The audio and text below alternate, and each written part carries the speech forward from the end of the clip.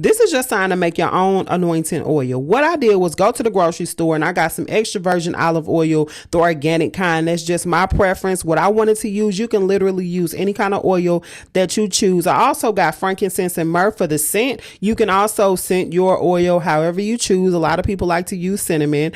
I have little Boston round bottles with caps on them that I ordered off of Amazon, and I use this condiments container to just kind of pour everything in and mix it all up, and it really helps to fill up the bottles with no mess, literally.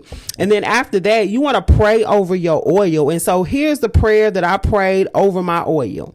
Father, I give you this oil and I set it aside for your glory. I know that power comes from you and only you, but I use this as a symbol of the Holy Spirit. Father, infuse and empower this oil with your blood and sanctify it. This oil is set aside for the use to pray over my family, myself, my home, and others. By faith, I declare that your Holy Spirit has activated this oil, and everywhere this oil is poured and placed, may your glory be on display.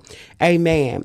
So again, you have the power and the authority to create your own anointing oil, and I look forward to seeing how you all begin to bless your homes.